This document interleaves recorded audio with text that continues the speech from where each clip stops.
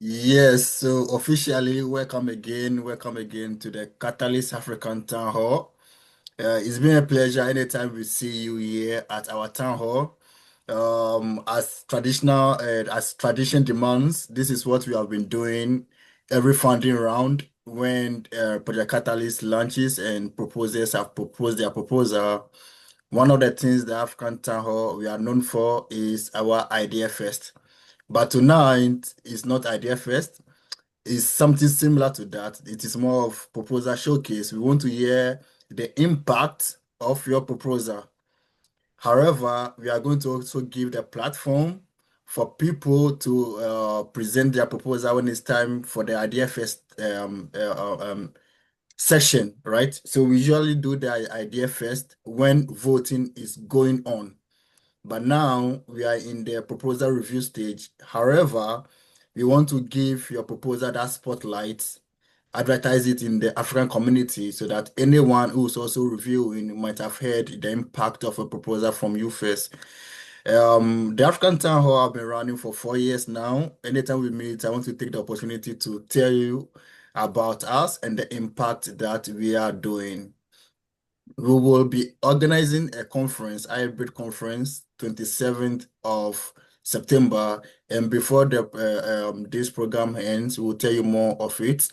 This program is going to be organized in 5 African countries, all happening at the same time, all connected virtually, seeing each other, communicating with each other, interacting with each other, listening to the same speakers at the same time, and talking about Cardano in Africa and blockchain as a whole.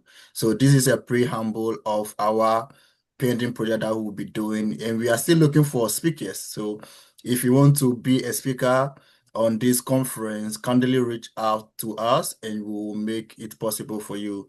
Enough of my talking.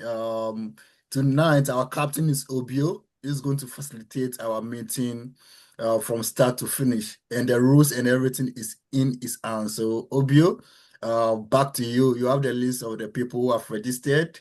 You can follow it or anyhow you want to do it. Once again, thank you and welcome Yeah, to African Town Hall. yeah, thank you so much, Daniel. And once again, thank you everyone for being here. So the context of this is proposal showcase. I want to think of it like an opportunity for us to socialize our proposals. And also, obviously, people are here that are probably reviewing your proposals and might come across it. So they already get to understand the impact of your solution and whatever you're actually doing. But most so is the fact that we are here to socialize our proposals. We want to talk about what we are doing. We want to talk about the proposal. We want to have more of a conversational style, right? So as a result of that, today's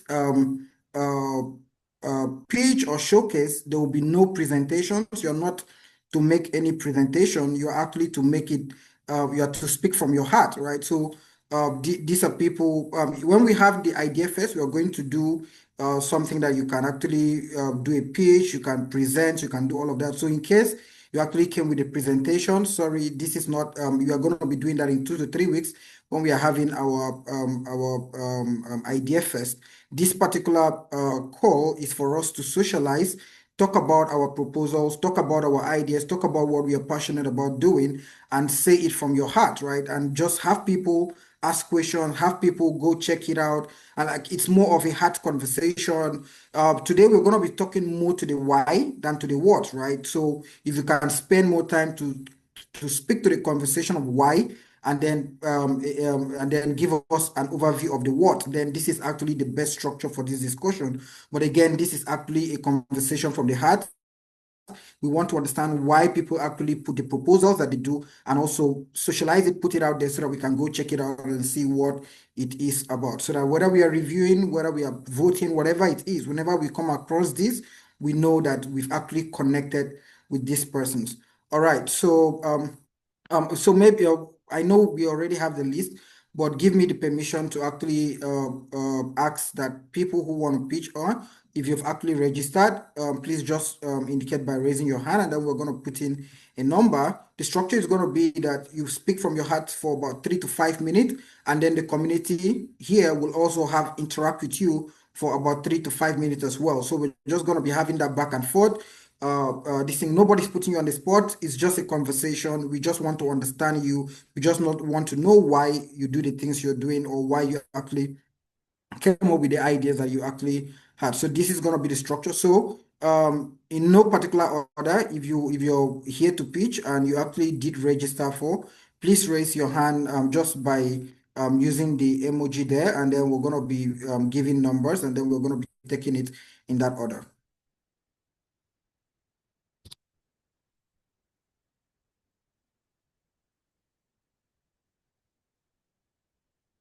Okay, I can see 4 persons here. We have five, sorry. We have Alfred, Thomas, Unified Cardinal Student Club, Raphael, Tommy, Iko, and Abdul Aziz. All right, awesome. Please have I mentioned everyone? Justice SCL also said me too. So we got there. Awesome, awesome. All right. So please, one of the best thing you can do is maybe while the first person is speaking, you can just put up your link already, and then so that the community can go click on it. We are not even going to share the screen to that. So, but people can go in individually because the core essence is we just want to hear you speak from your heart and tell us about the why. All right. So I'm gonna give numbers now. I'm gonna start from number one. I give number one to Alfred, number two to Thomas, number three to Unified Cardano, number four to Raphael, right, and then number five to Tommy, number six to Abdulaziz, number seven to Iko, and then is there anyone else I've not mentioned? Someone was on the chat. Justice, number eight. All right, so let's go in that order. Thank you. And Number and me, you didn't mention Rodolfo, so Fide, I guess. All right. I'm like, having issues raising my hand, but yeah. All right, sure. Okay, then that's number nine there. Rodolfo. All right, so who's number one? Let's go. If you can put Hi. in a camera, awesome. If you cannot, oh, it's also totally fine. We just want to hear you from your heart. Yeah, it's kind of dark over here. I'm coming. Let me turn on the light. So give me some few minutes.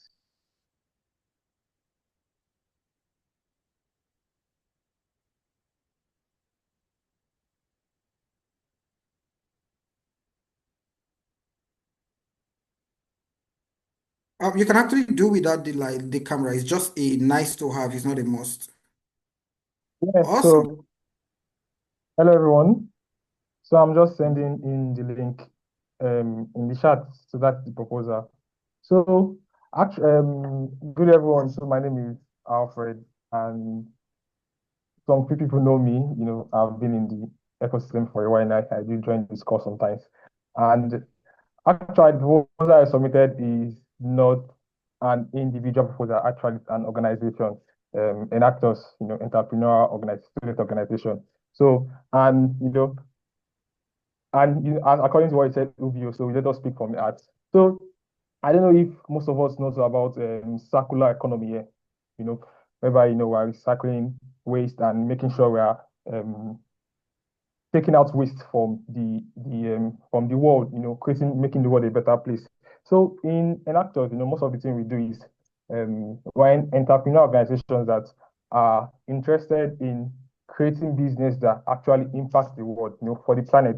And most of our products are circular economic products, And as a student organization, we get most of our funding from sponsors and partners and that actually believe in most of our SDGs. But one of the problem we kind of face is how we can actually prove to these sponsors that we are actually cycling we are getting our materials from the waste. Like there are no track of how we could actually prove to these people that we are actually getting this production from the waste as we promised them. So, and that's actually where blockchain comes in. So, and that's where this whole idea of the proposal came from the eco chain. So we actually want to utilize the specific advantages that the Cardano blockchain offers, to create a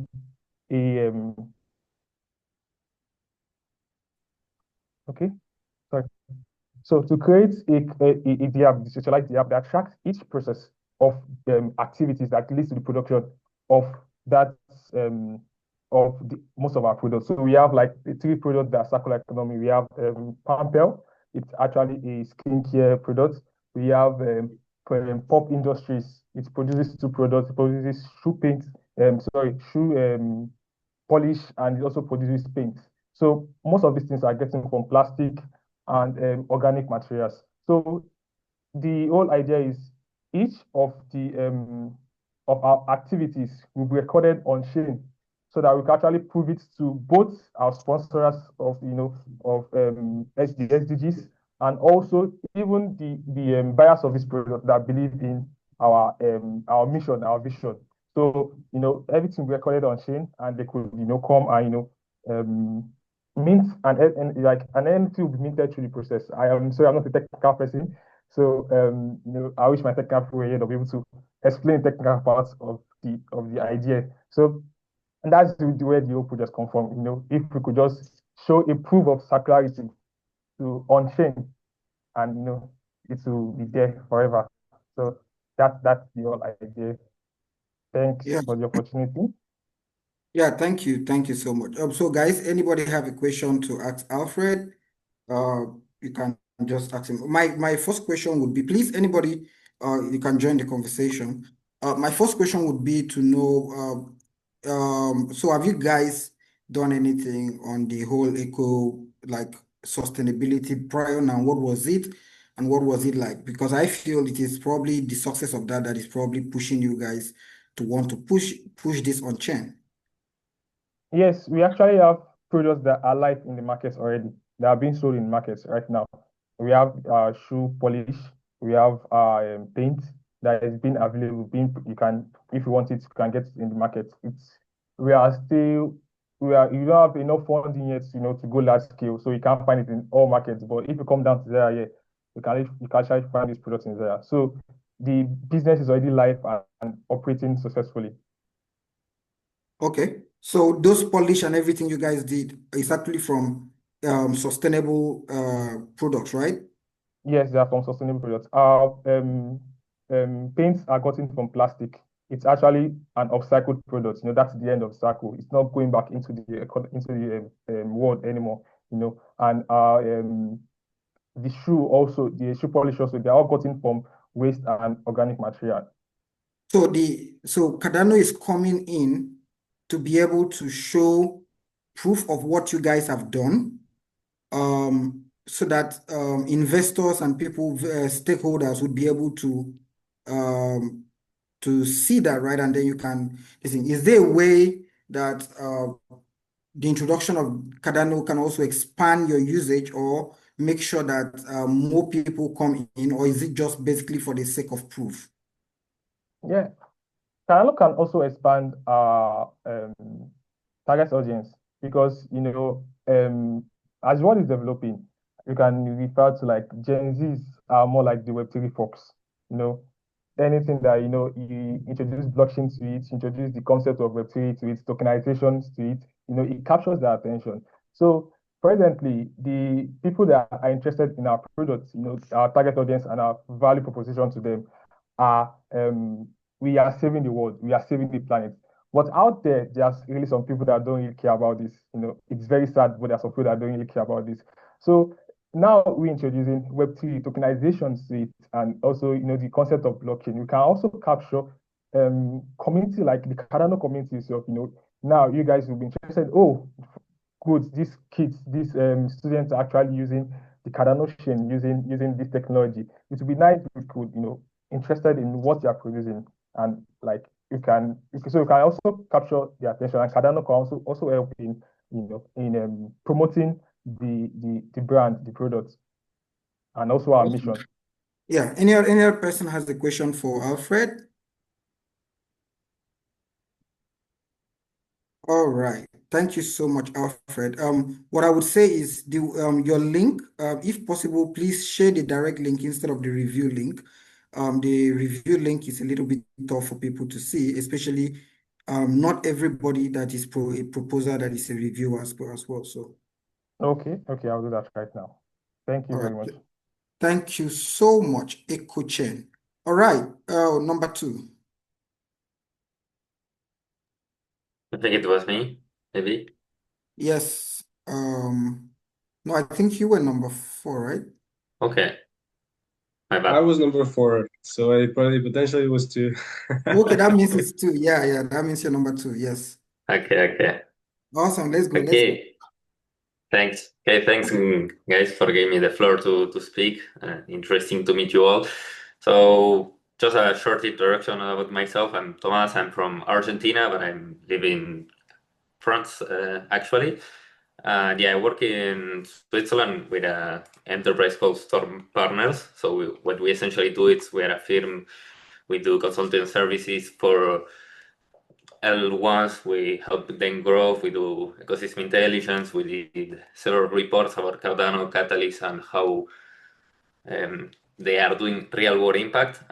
One of the proposals, we have several proposals, but the one that I'm particularly most excited about to talk, it's a collaboration now with Rainforest Alliance, which essentially, I don't know if you guys know them about, they are, you may recognize the little frog seal in some labeled products, but it's a sustainability label, which essentially it's a big NGO, a global international NGO, by the way, that after months of pushing them to talk about Cardano, they essentially decided to move forward. We've been advocating for the ecosystem like 10 months or so and mapping out success stories and stuff. And we essentially got to make a proposal for this fund. So yeah, it's pretty exciting. If anyone has any question about that, happy to answer. But essentially what we are trying to do is giving more revenue streams to forestry enterprises and also have like submission to trace MVP, testing products like the open source Originate, but also considering maybe some of the Palms toolkit. And yeah, essentially our goal would be to have a successful pilot program with them that could eventually evolve and be used on their products and certification eco labels, avoiding greenwashing. And yeah, essentially it will also create a snowball effect for because these guys, they work with Nestle, they work with big enterprises and food corporations that could create a standard for on-chain traceability and how consumers access the products. So yeah, that's mainly it. We have other interesting thing. We're doing a Crunchbase for Cardano, which we think is something very interesting and needed to map out the startup and projects on Cardano based on their current stages. It's something that some of the accelerators reported that it's a pain point when going through the interviews and finding the right cohorts for accelerating to be reduce those costs. And yeah, we are also trying to. Yeah, I think I'll stop that. And if anyone has a question, please feel free.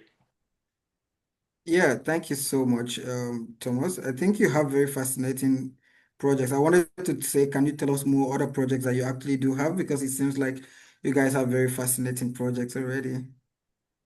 Sure, absolutely. Let me share the exact link with all the proposals. But essentially, the other one is we're trying to do more of this. One of the proposals, ecosystem proposals, but we want to do an enterprise pipeline, and we have a scoring criteria to onboard more of these kind of enterprises to Cardano. We also want to do support. For example, if you guys, anyone, we still have some capacity on a legal support proposal. So essentially, any funded project on Cardano that needs a legal review from specialized Web3 lawyers. We're also doing that thanks to Catalyst. I also can share some of the reports. I think they're interesting. We will have 6 by the end of the next week, but we are evolving on that side as well. Yeah, that's mainly it.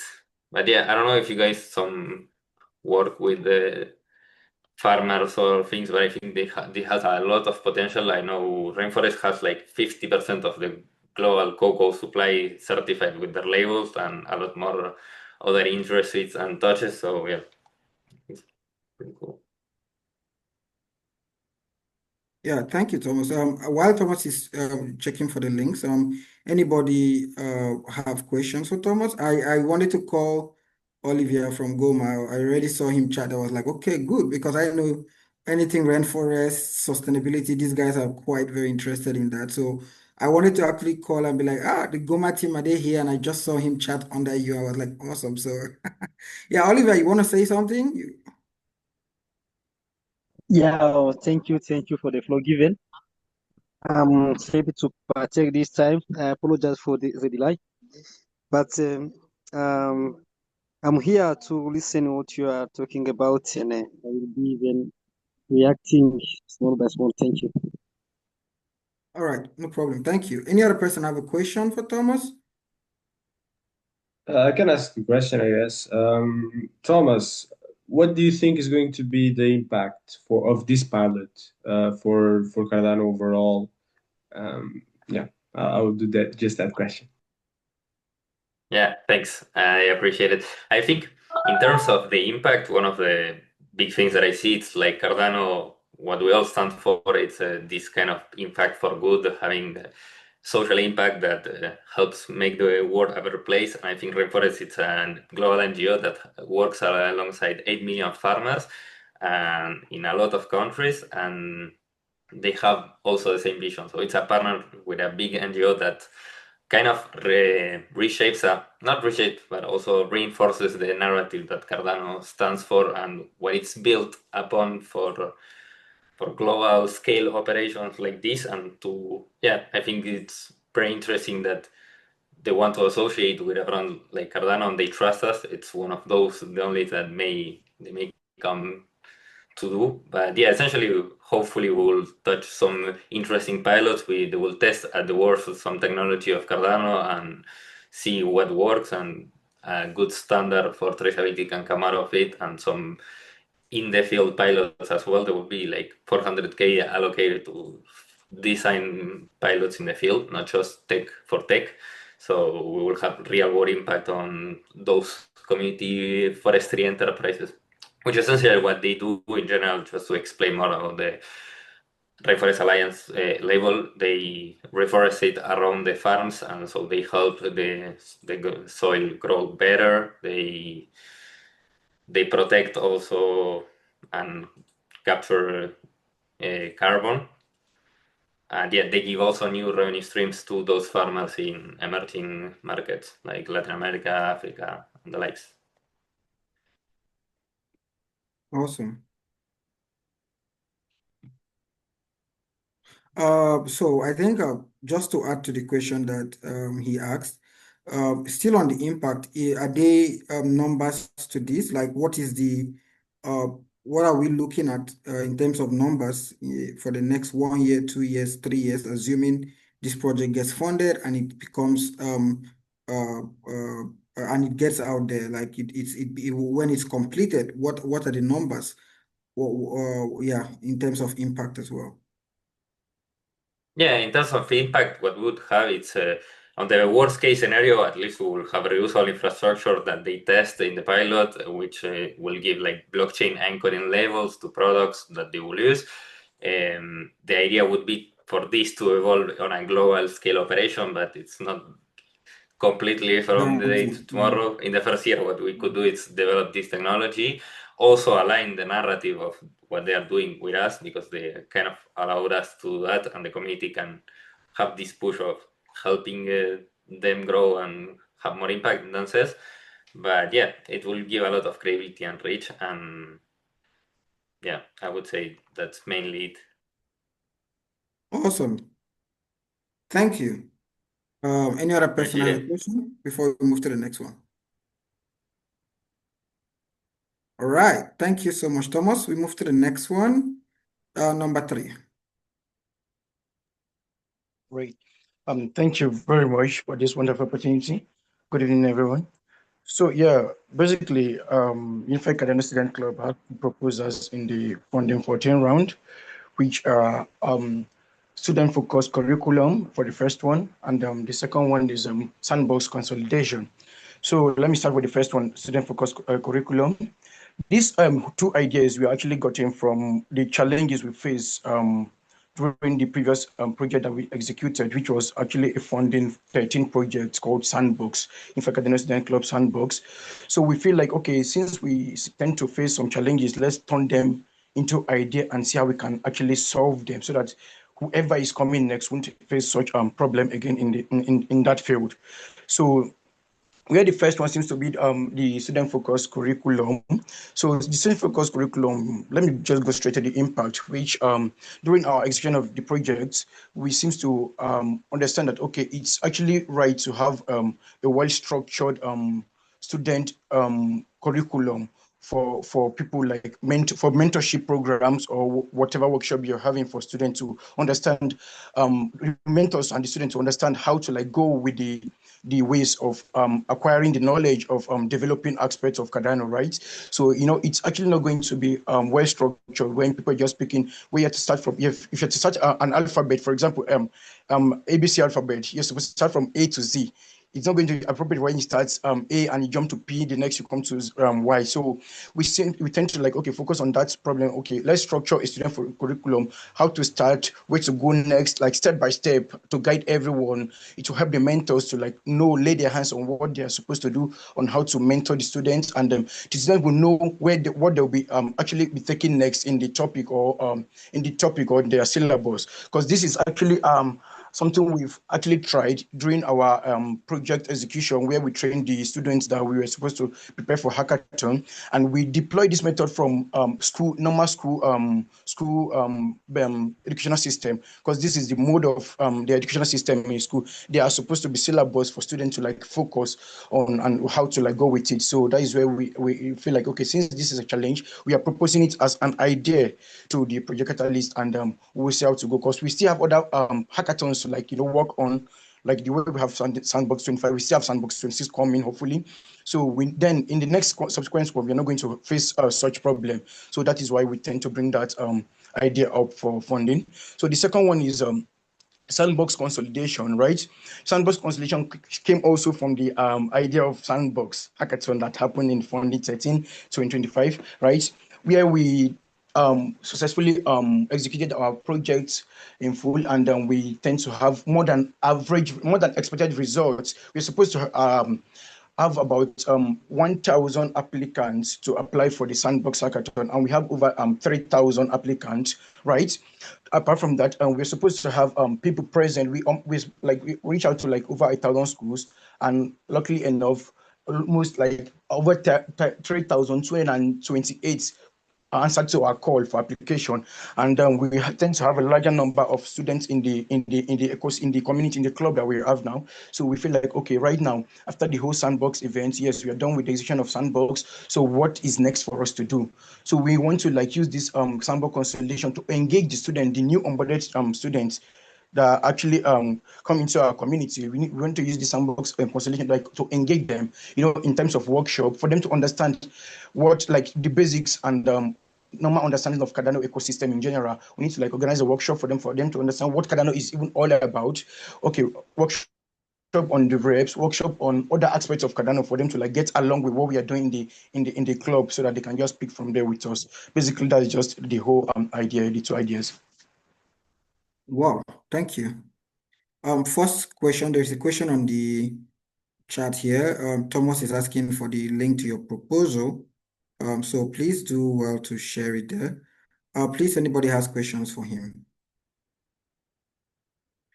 While we're waiting for that, I think for me, the first question is, please, anybody, just feel free to open your mic. Like I said, the core essence of today's conversation is to get to understand the why. So we have a lot of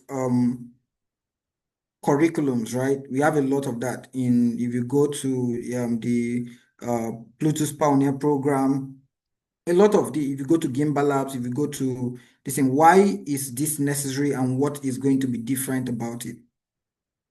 All right. Yes, like you said, I love that. Like you said, there are a lot of curriculum, but they are not actually very visible to the student. Because I myself, I really don't even know about this curriculum that you're talking about, right? So we are going to make ourselves. We're going to like market our own out there, so that everybody can get their hands on it. Because this one you're talking about from Gimbal Lab, I don't know. and it's going to be open and free to everybody, everybody that is willing to learn or willing to like use ready to make use of it. So it's going to be free to everybody, and we're going to like market it to everybody. So it's going to get down to almost everybody that are interested in it.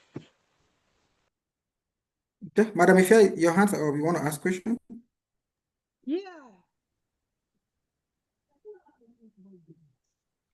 But we can't hear you.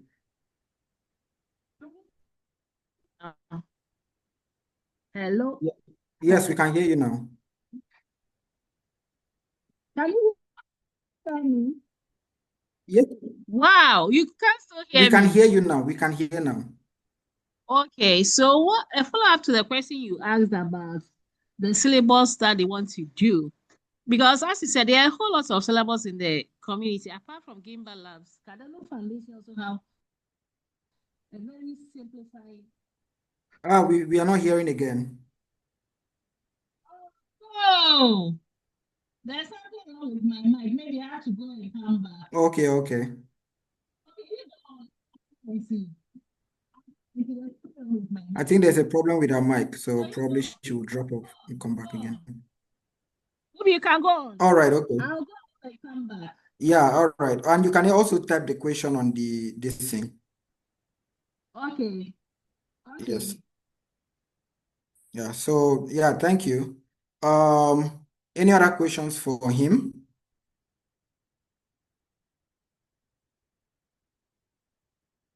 All right.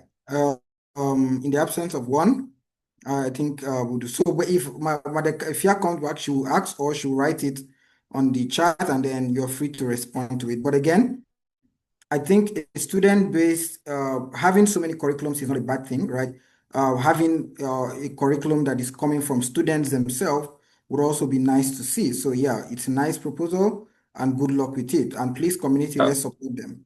I would have a question, maybe, Ubio, Awesome. just to add. And the question is, so sometimes, and I've myself participated on Cardano courses and Cardano, and to become a developer and all of that. And sometimes the art part is after the course, right? You do the course, you learn some things, but then applying it in real life is a little bit different. And you interacting with the team or anything like that. So my question to you is, do you guys think about that part of the process, and do you think on how the students will continue their development journey after the course or after the events you're doing in the hackathons?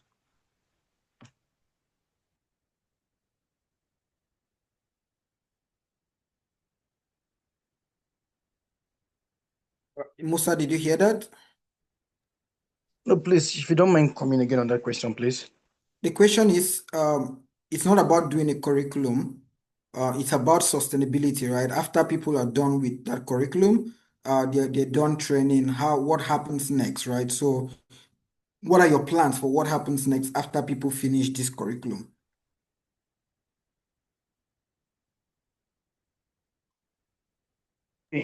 Thank you very much. I don't know if you can hear me, please confirm if you can hear me. All right. Yeah, that's why we have Sandbox. That's why we have Sandbox, and we have Unified Cardano Student Club here. Because we have, we at Unified Cardano Student Club, we actually training students in tertiary institutions to learn different aspects of Cardano. One of the aspects is, okay, let me mention 4 the aspects. We have developing aspect of Cardano, we have marketing aspect of Cardano, we have product design aspect of Cardano, and we have Web3 general knowledge of Cardano.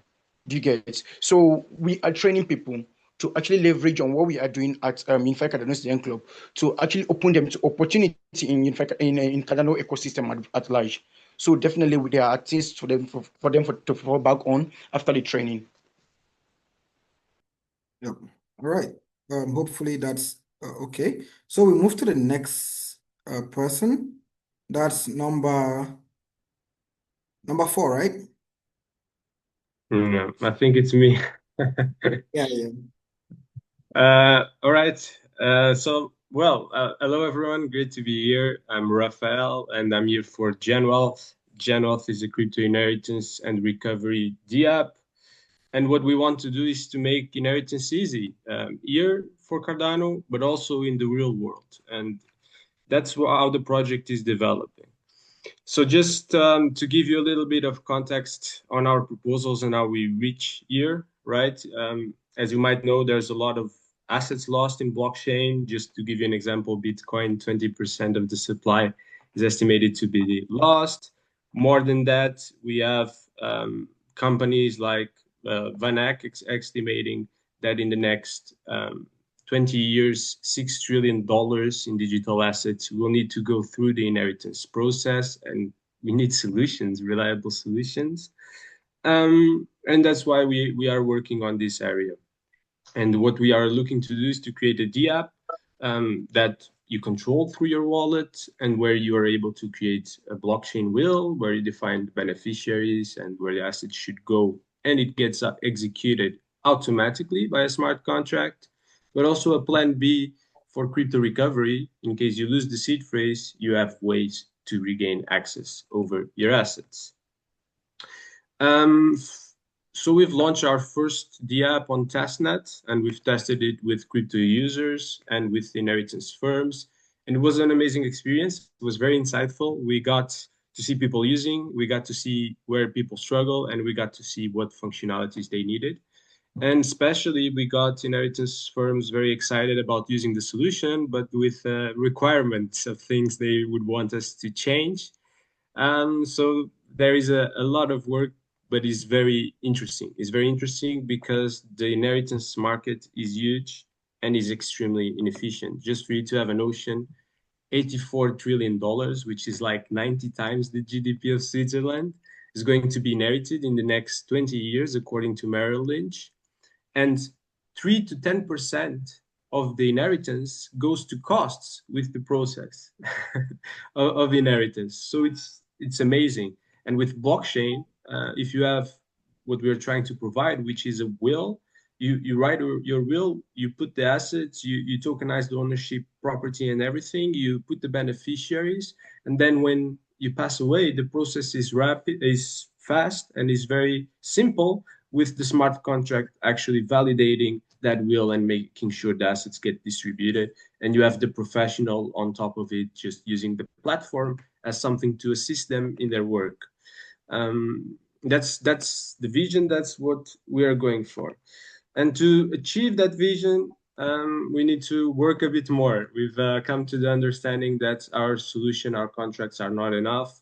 There are other functional requirements we need to achieve and respect, namely things like, we need to create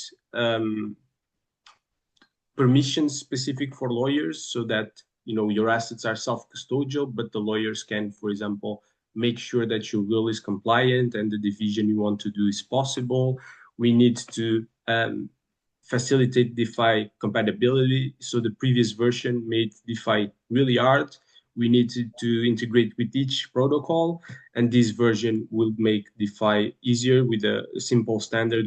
And with the wallet connector we can just connect to existing DeFi, which is awesome. And then you have other things like fractionalization of assets. You have layered beneficiaries. So if one beneficiary doesn't claim, you can put other beneficiaries, and you'll have all these things that people really need, and you'll have them sooner than waiting for a next version.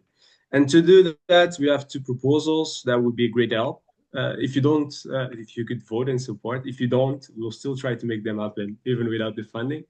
But one of them is to create the front end for this solution with all these requirements. It's going to be a little bit complex. It should serve Web3 and these professionals. And it should be really easy.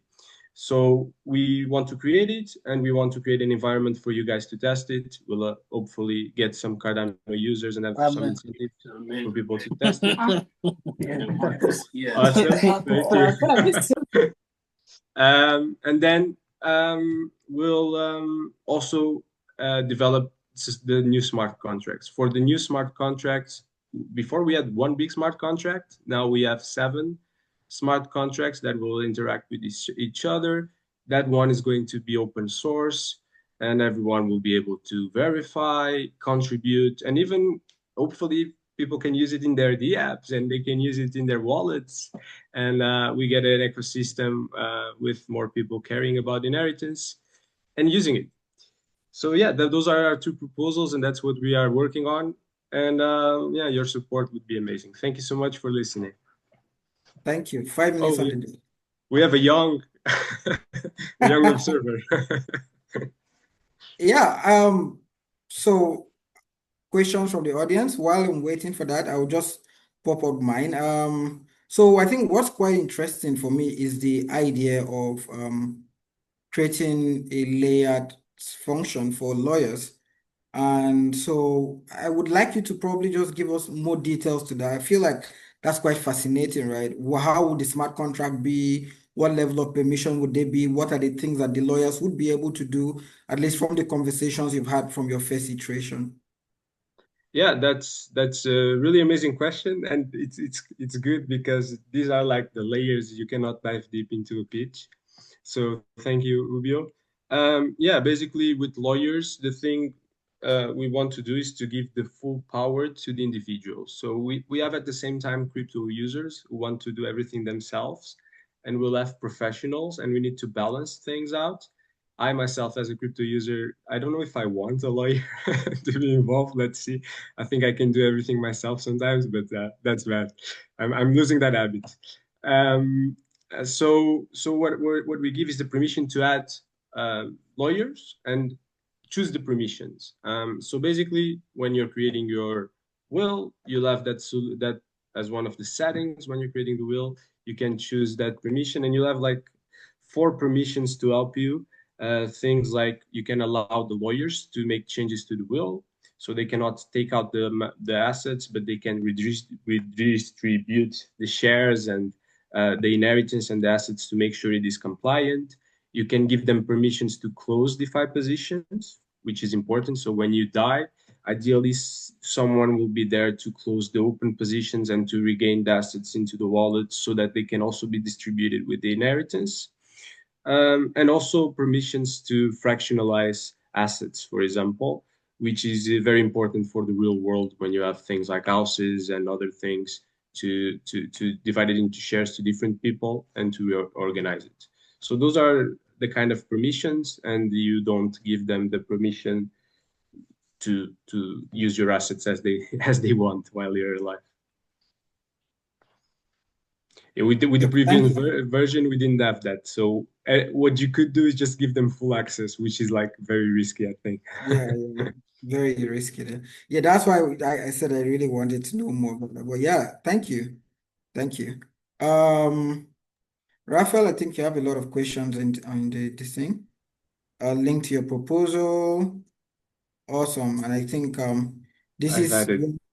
this is one solution that whether you just have to vote for it, because we all want to pass whatever inheritance we have in our wallet to the next generation, and we don't want to be like Satoshi, right? Whose wallet does not we don't know who is that, but we just know that there's never been a transaction on that wallet for how many years now, like we don't know. So yep, thank you so much for that. All right, we move to number 5. That's actually a good joke, Julio. I might use your joke some other day. We don't want to be Satoshi. We don't want to be Actually, do have a question. All right, yeah, sure, please do. So, I have my team also working on something like this, but then we are not focusing on real life inheritance, but we are focusing on crypto itself. There are sometimes that and people have billions of dollars in their wallet and then they suddenly die. No one has access to it anymore. So what my team was actually working on is, create a inheritance system for that kind of problem. Whereby if there is inactivities for a wallet, particular wallet for some particular time, there is some, automation system, that, will be triggered in the background and everything. And where we are wanting to do it is making it decentralized.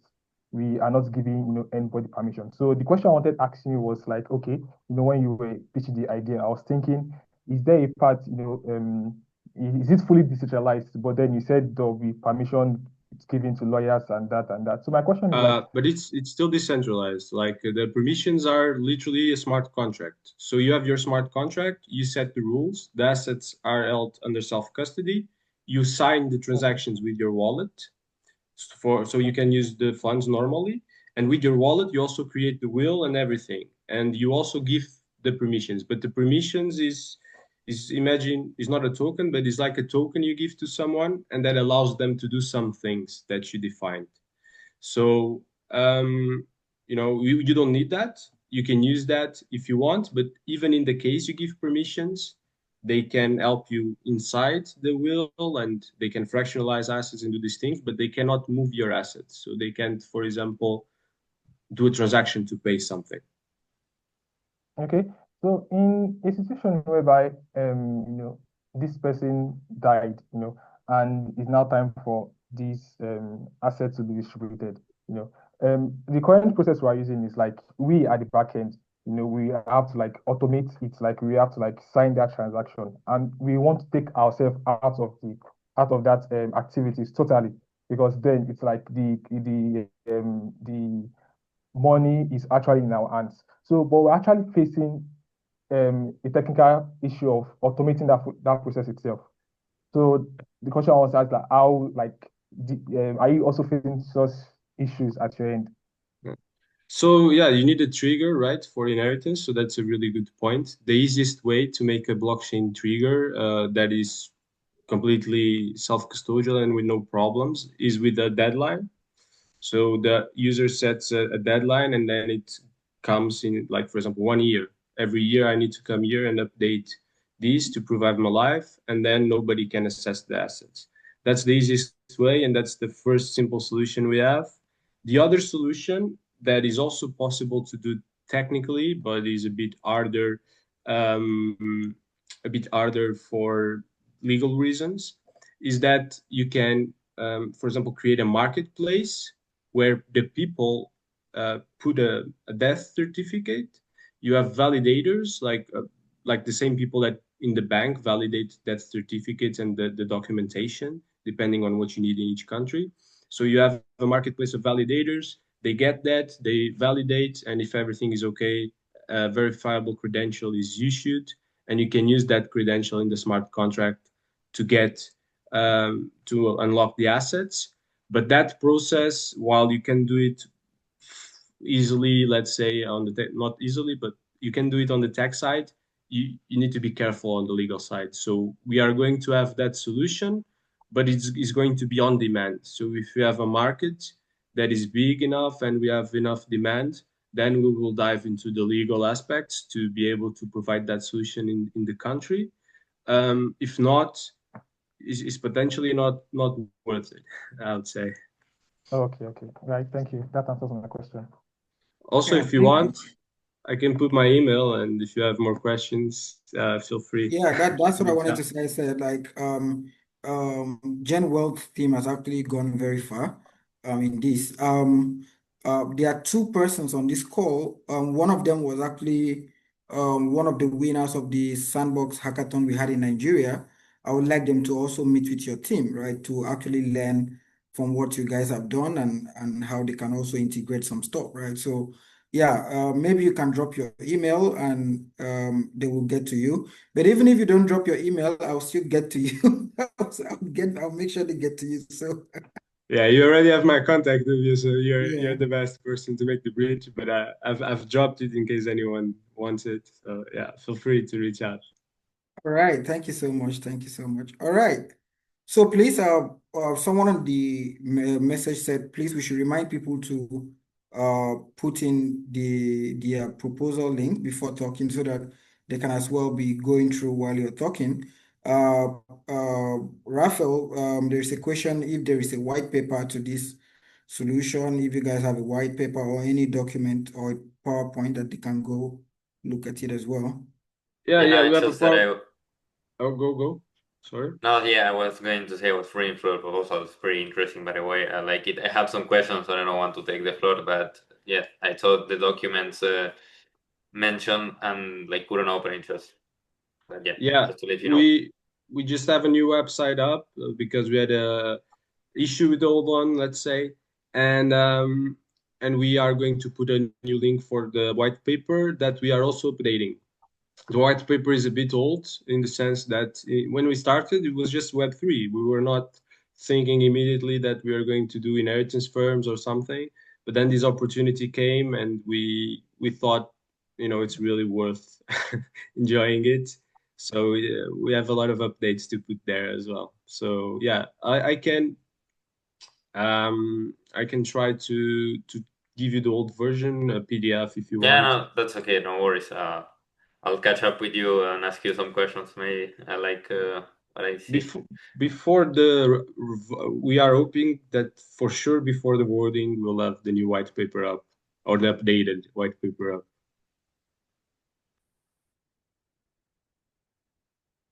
Yep, thank you. So guys, we go to number 5. Tommy, sorry, every time we want to call number 5, we keep on going forward. So sorry about that. Yeah, number 5. Sorry, Tommy. No problems. I believe Christian though has his hand up. I don't know if he has a question. Oh yeah, Christian. Hello, good evening, everyone. I don't have a question. I was just raising my hand up because I came late and I wanted to ask for a number. Thank you very much. All right, so you're gonna follow. I think the last number we got here is 10. We still got time after 10. Yeah, then you're gonna join there. All right, thank you very much. All right, thank you. Hi, everybody. I'm Tommy Fry. For those of you that don't know me, I'm an OG from Cardano. First approved proposal was in Fund 6 and the last in Fund 7. And then I kind of moved over to Singularity net a little bit. But as you can see before with my grandson, I'm onboarding youngsters at all times. So, I work at it. So this story from my heart is kind of like any novel in any country. It's about a boy, a girl, and sports. My son Kevin, who was also involved with Cardano for Senior, met Maria Agba Hughes in America, and she's a Ghanaian national weightlifting record holder for Ghanaian women. And there was a problem with some of the systems in Ghana, and she couldn't go to the Olympics.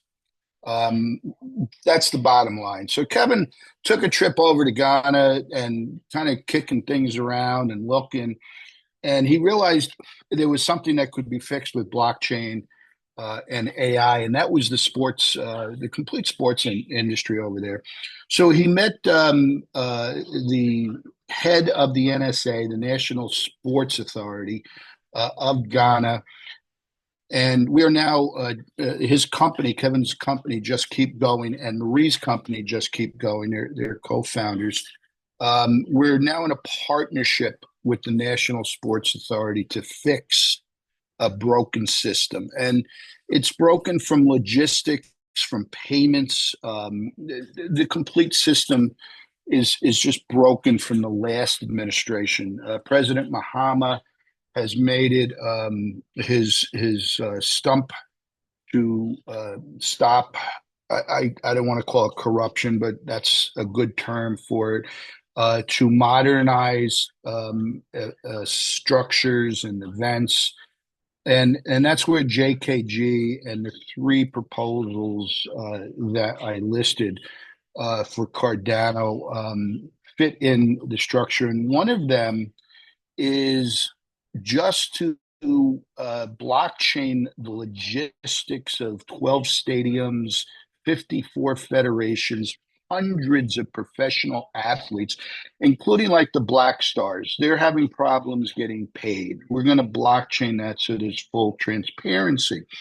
And also, Ghana realizes they're losing, and other African countries, they're losing a lot of money.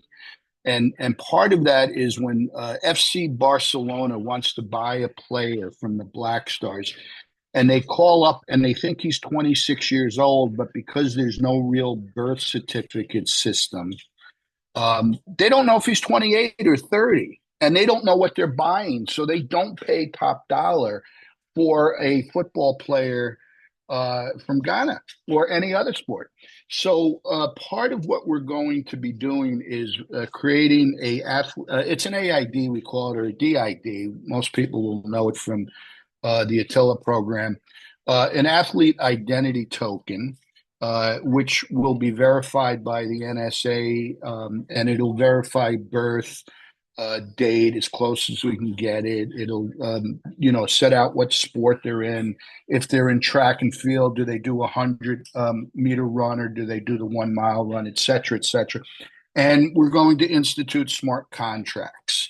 That's the one proposal which we hope to get all the stadiums set up and the infrastructure.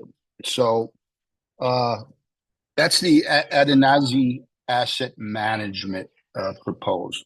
The second one is a little more interesting, and this is about also money, but it's also about modernizing through AI fan engagement and also athletics and athlete payment systems. So we're going to tokenize, and Kevin is part of the International Board of Ethics. So data of athletes is going to be very ethically handled. They're going to own it, but fans will be able to interact with their favorite star and support them, sponsor them, and even if it's a young, maybe the next Rodolfo or whoever your favorite football player is out in the north part of Ghana playing barefoot. We'll eventually find them because we're going to be creating youth programs with the Afri Sports chain, and we're going to be developing an AI training system, because the old adage that I learned in football from Renato, who played with another guy from South America who had one name. He said, practice doesn't make perfect. Perfect practice makes perfect. And with AI, we can start training the kids and professional athletes, tokenize it, sell tickets, and use AI for complete infrastructure. This is going to be a MVP for Cardano and Midnight, because part of the information, and this is where Midnight comes in very nicely, an athlete may not want everybody to know what they're getting paid. It's not necessarily public information. But if you see a string of payments going from the ministry to other athletes, you can look in and see what they're getting paid. With Midnight, we can kind of set up a little bit of privacy, which the government wants. And remember, this is a NSA partnership. It's already happening. There's going to be an announcement in a few weeks. They're waiting for the finals of the World Cup trials to be over, and there's going to be a big announcement about this. And then the third one is Project Aya, and Project Aya was put in by Marie Agba Hughes, and it's a girl-only type of proposition, and it has 3 legs to it. One of them is financially supporting elite female athletes for training purposes. Second one, it has to do with psychological health and menstrual health for women. And I'm a guy, I don't profess to totally understand it, but apparently it's very important. And we have Rejuve Bio working on it. So we have one athlete under contract. He's 6'6". He's a prison guard. He's weightlifting. He just won 3 silver medals. His bio needs when he's training are different than Marie's when she's training. And Marie's change during the month. If she's menstruating, her nutrient needs change. And through AI and biomarking, and possibly with the help of Rejuve Bio, we're going to tackle that. So that's the third project for women. It's all part of the JKG proposals, which is a blended American Ghanaian-owned corporation. We have 2 Ghanaian devs on board, and if we get these proposals and a couple of other things we're working on, we're going to need some other developers helping us and joining the team. So that's it. Just keep going, Inc. And remember, in your life and in sports and in everything else, just keep going. Yep, thank Thank you you. so much. Yeah, I had to let you go through all because like that's fascinating. And I didn't want to stop anywhere because I really wanted to hear all. I've been seeing a lot that Kevin is doing on, so I just wanted to get to know all. So thank you. I have one question. I'm sure other people here do have a lot of questions. Mine is about the corruption in government is not a bug, it's a feature, right? And so you come in, you guys want to, for example, like most of the things you're actually saying, these are stories that resonate a lot to us, probably in this part of the world, might not resonate to people in other part of the world, and it's actually okay. But you will realize that as we're talking, a lot of Africans were here, yeah, because we really connect with what you're saying. But the truth is, for us, the truth about it is that in government, corruption is not something that happens. It's actually it's a feature, sorry. It's a feature, not a bug. And so I'm trying to see to what extent that government will be willing to adopt a solution that will actually open make them much more open to transparency, and people can now trace how these monies are actually being spent. That's a great question, and I cannot discuss, talk, or even address the problem of corruption on any level in any government, and nor would I want to. What I can talk to is blockchain. If we blockchain the NSA as a test, as the first governmental agency test, and say the Minister of Finance remits 1 million CDs to the National Sports Authority, and blockchain will see that 1 million CDs went in. And then it will show that, say, it's the Rugby Union Federation is owed 25,000 CDs, and you'll see 25,000 CDs go there. Suppose it's one of the Black Stars players and he has to get paid. You'll see a transaction, but with midnight, we don't want to show the amount of money. We want to obscure that a little bit, but you'll have that transaction on board. Let's take it a step back. We have the naming rights. Just Keep Going has the naming rights to sell sponsorships for the stadium. So we'll take a Cross Stadium. It's a 40,000 person stadium. Say we sell that and we get $5 million, and that's and I'll just throw XYZ company. I don't want to say Nike or Adidas or Coke or anybody, but say it's XYZ company, and they send $5 million in. It's going to be blockchain. 5 million is going to go into the coffers. It'll go to the National Sports Authority to fund the 54 federations, the 12 stadiums that they maintain, I think it's 7 or 8 new ones they want to build. And all this is leading up in a 20-year roadmap to get the World Cup into Ghana. So transparency, Ubio, on blockchain would be my answer to any level of governmental opening up the book, so to speak, and seeing where the money's going using blockchain. Cardano is the number one choice because it's never been hacked, it's never been down, it's proven. Midnight, from what I saw at Rare Evo in Colorado, I was there a couple of weeks ago. Their privacy features are beautiful.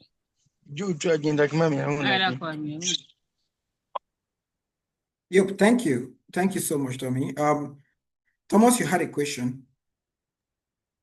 Yeah, no, essentially I was reading through a proposal and I wanted to add the fact that I see there is deep funding allocating like $100,000 for doing a hackathon. And I found that's pretty cool as well from it's a joint effort in some way, and they are providing resources if the proposal gets approved. Just wanted to ask like what the hackathon would be about, if it like will help in some way, or but yeah, mainly If you Yeah, have any details. yeah. So one of the things that we had discussed with the with Jan and the business development group when it was just being formed was if we could get matching funds, could they commit any money towards that event? And they said, yeah, if you can come up with 100 grand, we can match 100 grand. And then we would do a hackathon. And if you know what deep funding and AI is about, it's about AI solutions in a beneficial way. So the hackathon would probably be held, and not probably, but in Ghana, but probably at a crowd stadium. And it would be for solutions for the sports systems throughout Ghana. Now, that could be, Thomas, there is no way right now. The three pillars that President Mahama is working on that I understand for the sports are jobs, transparency, and educating children. Because they've had some professional, we were just in a meeting today with an NGO in Ghana, Books and Boots. And he was telling a story about a professional soccer player signed a contract but couldn't read it because he wasn't educated and they had just passed him up through the grades. So part of this in the hackathon, and to come back to it, I got Irish in me, so any story we're telling is worth making a little bit longer. So I apologize. Is how do we reach the kids in the outskirts? I mean, you have a couple of major cities, but how about the outskirts? I imagine Messi, the next Messi is playing barefoot somewhere in Ghana, and we can discover that person and educate them so they do know how to read their contract when it gets put in front of them. So that would be part of the hackathon. How about the NSA has no communication system right now that's reliable. How about a hackathon and how they can communicate, or bringing in communication, maybe something like World Mobile Token to put in radios on top of the stadiums? How do we do a hackathon towards that?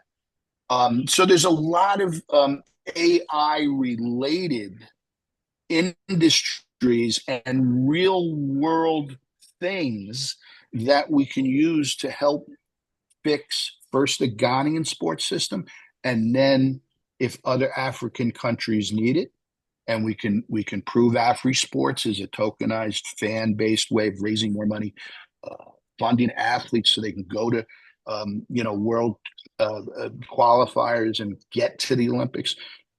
That would be a good use of those funds, I think. Thank you for the question, Thomas.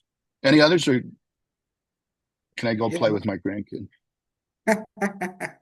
Yeah, thank you so much. I think yeah, we're gonna move to the next one. Number 6. Please, Tommy, you may have to drop your email. I guess there are like people that want to ask questions, want to reach out or anything.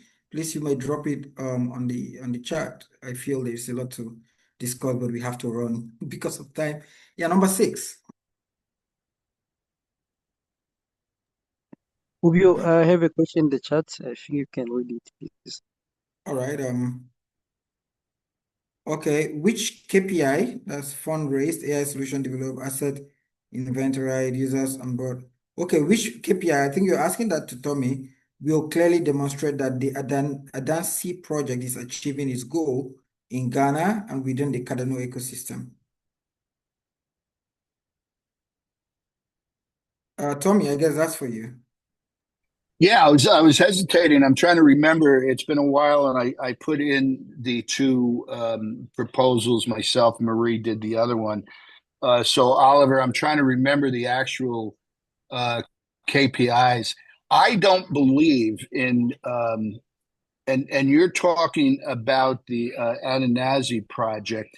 I don't believe we necessarily have any users onboarded in that project because it's an asset management. We're not necessarily measuring that. But with that being said, every NSA employee would have to be onboarded because we're talking about logistics, we're talking about data, we're talking about metrics. So I will say every single NSA employee would be onboarded, have to be, in order to it.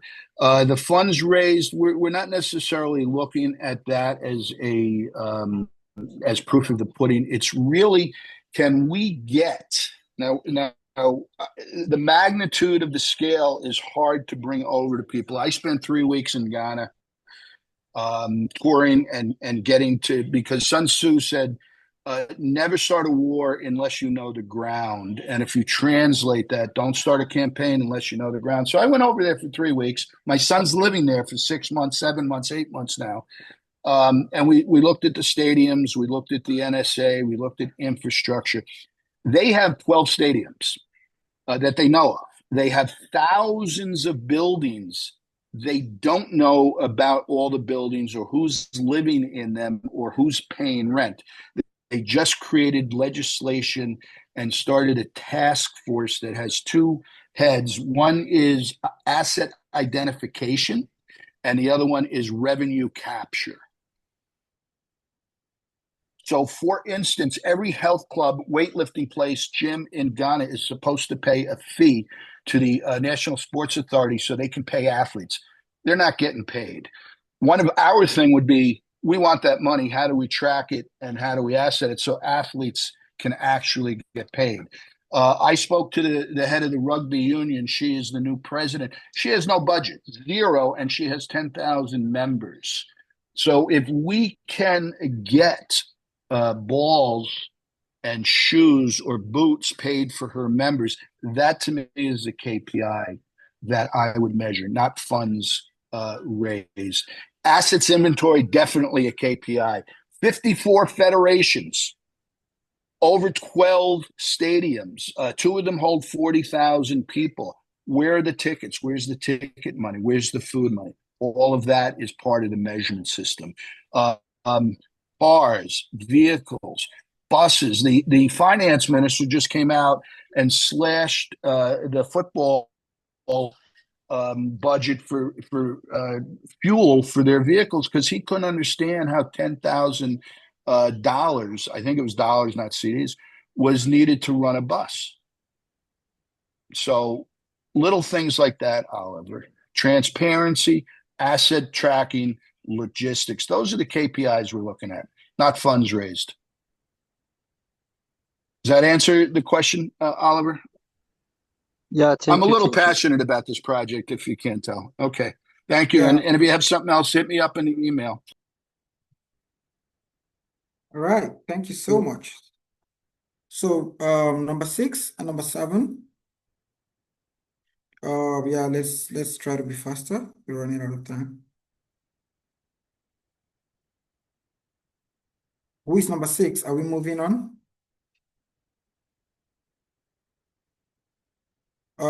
If number 6 is not available, we move to number 7. Hello, everyone. Can you hear me? Yeah, Echo, we can hear you.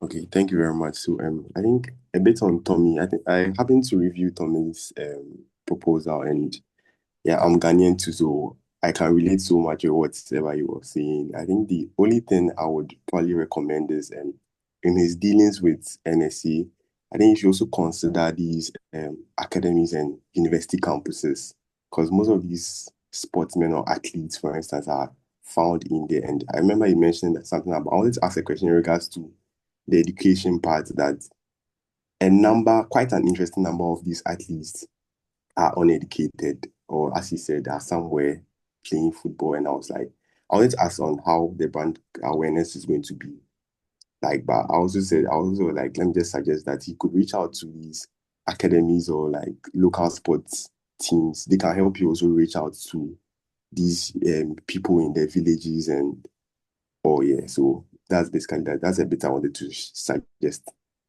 in his proposal. So my name is Please touch me. There's so much we're learning, and we have friends, and Marie is she's one of the athletes, which is what makes the partnership nice. She is an athlete. She's a Ghanaian women record holder. She knows the system, the inside of the system, which is important. As far as reaching out to the kids, I wanted to put in the proposal, but they wouldn't let me. I wanted to get a van, and I want to travel and sleep in the van and travel around Ghana and go reach out to the kids and teach them and coach them. But they wouldn't let me do that. So I don't know. Oh, there's definitely going to be a way around it once you get there. So yeah, according my team and I have about 3 proposals. Most of my proposals are basically my experiences in regards to me joining Cardano. So I got to know about Cardano somewhere around 2022, 2023 through Wada Ghana and also Madam Ifia, who happens to be on the call, who is now like spearheading Accra Resource Center. So as at Fund 10, I happened to work with on a direct proposal. Yeah, as at Fund 10 somewhere last year, and we had to organize workshops, and that's where my interest in Cardano actually started. So for like about 2 years into Cardano, I was literally just finding my way, because I started with about 8 to 10 guys who started this Cardano journey, and we are just left with 2 of us in there. So Fund 13, I put in a proposal for empowering Ghanaian youth through Cardano blockchain. The aim was to organize 3 conferences across 3 cities in Ghana, and we won the proposal. We've been able to do that. We have onboarded close to 300 people who are actually active members, and most of them wanted to join the recent fund, that's Fund 14, but unfortunately, because of the technicalities involved, that's the KYC, our part of the world we struggled to get most of them into them, but we are hoping that Fund 15 will be better. So that's the first part of our proposal. So it's leading us to organize another conference that is feature another 3 campuses in Ghana here. So we have partnered with ISEC. ISEC is a global youth development organization. They have in touch with young people in these about 7 university campuses on Ghana. So we are hoping to expand this campus activations we've been doing. And yeah, that's the first proposal. So our first proposal is empowering young Ghanaians, and it more or less like inspired another proposal, that's Cardano and Chu. So more than often after these campus activations, a lot of young people are so enthused about what is happening in Cardano and how to actually find their way in there. And I realized that myself, I happened to take the Cardano Academy course and have a badge in the Cardano CBC, Cardano Blockchain certification. And I realized that whenever I recommend people to take these courses, they start all very, very well, but their motivation and probably their discipline to get it done has always been the problem. And I also believe that if people like these or these young people are able to tap into that to the very end, they will actually find their place in the Cardano ecosystem and now start contributing. So for myself, I was fortunate enough to be an alternate for the Cardano Constitutional Convention. I met Rubio last year in Kenya, and it was a whole new experience when I got to know these people. So with the Cardano and Cho is basically a local dialect for food. Time and time again, in our part of the world, whenever you are having events like these, if there is no food, trust me, no one is showing up. If there is no food, no one is trying. Like no one is showing up. And so with the Cardano intro, it's going to be more or less like a meetup, a food meetup. So instead of staying like the normal schooling is online classes, load them with assignments and all, we are trying to add these physical meetup in like restaurants or like eateries, where at least once every month, where we get to now track the progress of these students whenever they are taking this Cardano Academy. So we are hoping to get about 50 people from the Cardano campus activations we had. So 3 groups in 3 cities. We take about 17 people each in these groups we already have. Then we get them to have take this Cardano Academy. Then hopefully those who are very interested will also get to now take the blockchain certification exams. And I believe that once they are taking the examination, they also find where they could now contribute, whether become DRs, whether become SPOs in the future, whether become developers too. And as part of the program, we definitely make sure that every month for the entire project, we have people coming in. I've been fortunate enough to work with people like Adam Rush on Fund 10 proposal. I worked with Utah in the Japan community. I worked with Jose. I think Jose is from US. I worked with Einstein, who also happens to be in it. So there are people in the Cardano community who are making like big waves or the big time. So once you're able to get these people to have them as mentor or have mentorship classes for them, they also now find a way to figure their way out. Not that after learning it, I remember, I think one of the proposers was asked a question on how to, like, that after the students had done learning, the unified guys here, the unified team, very great proposal. Once they are done learning, what's next? I believe that they could also implement like getting people who are actually making waves in the Cardano community to come and like speak to them. They ask questions. Where can they start from? What's the end? So what do they need to get to where they are getting? So this is also going to be part of the whole Cardano intro proposal. That's our second proposal. Then with the last proposal, it has to do with with Urban Link. So Urban Link is basically a carpooling app. My team and I are trying to bring on board. So in places like Africa, most of the time traffic congestions in rush hours, people spend close to 2 to 3 hours, 1 to 3 hours just in traffic before they get to their workplaces. Fortunately for us, we have areas, we have like residential areas and we have commercial areas too. So moving from commercial areas to residential areas are like more easy.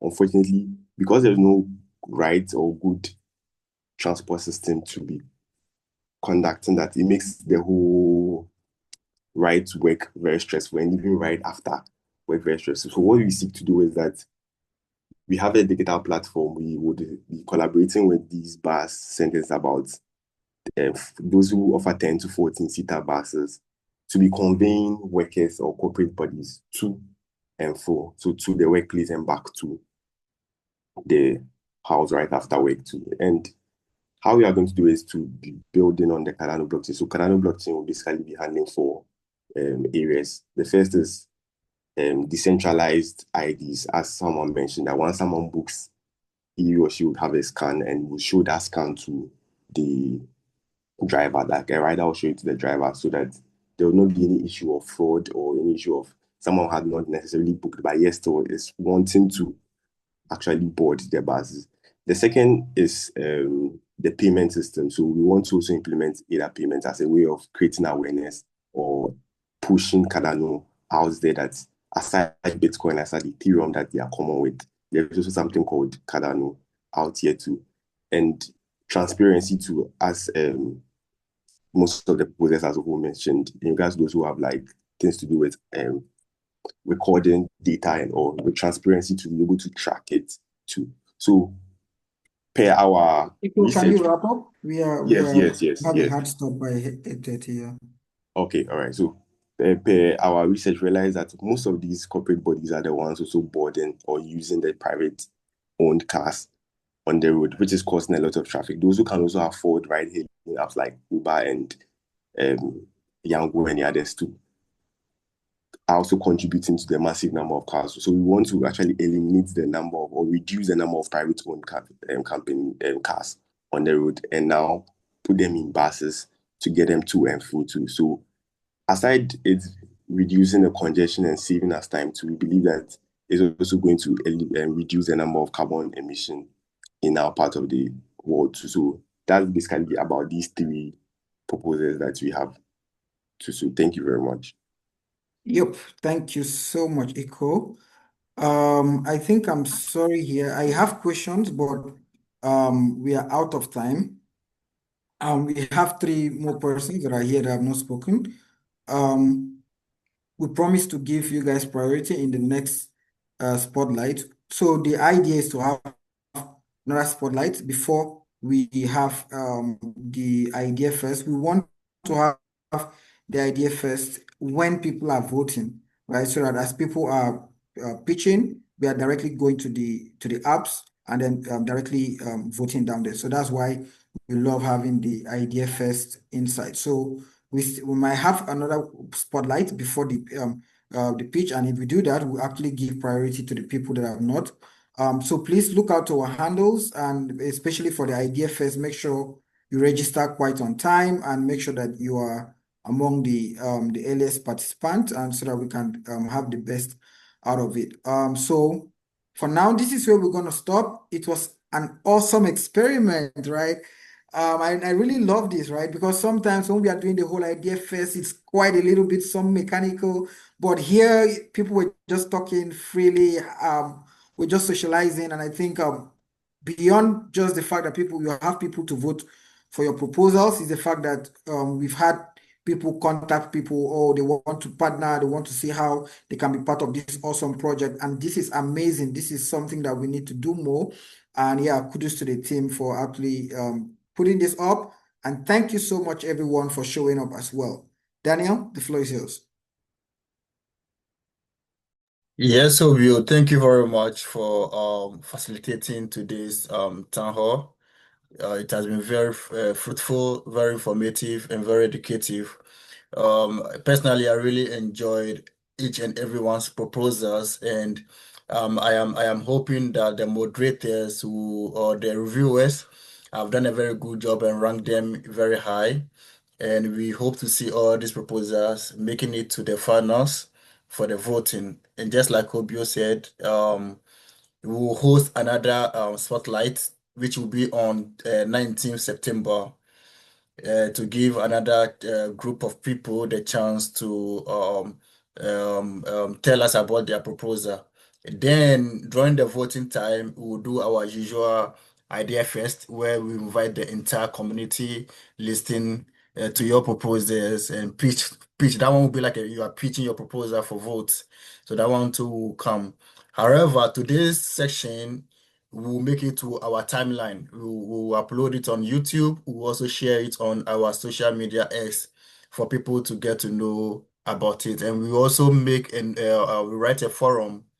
We write an article on it and post it on Cardano forum, so that the other ambassadors can also, the Cardano ambassadors and advocates on that forums too, can get to know about your proposal. So we'll do that. We'll feature it, the name of your proposal, your link to your proposal, your name and everything, so that people can also, like, we are giving visibility to your proposal. That is one thing that we'll be doing. So thank you very much. Our next town hall will be on the 19th September. So we'll be watching, we'll make the advertisement again. Just before we start, I made some announcement about our conference that we'll be doing on 27th, and we'll be sending some invitation to some of you to be our speakers on that conference. It's going to be hybrid, both physical in 5 African countries, and then also those that can make it to the satellite locations can join our online session. But most of the speakers will be joining from virtual and then talking to young Africans who are very passionate, want to understand what blockchain is, want to understand what governance is all about, and want mentors like you people on the call today. So we'll be reaching out to you, and thank you very much. Please honor our invite when we send you the invite. Thank you very much. Au revoir. Have a good night and enjoy the rest of your night. Officially, we have closed, but if you want to stay on and have some chit chat, that is fine. Au revoir. Bye. Thank you for hosting it. Thank you. Obio, you did a great job. Everybody's proposal's fantastic. I look forward to hearing. Thank you. We look forward to you guys coming to Africa Townhall quite often, not just to display your proposal.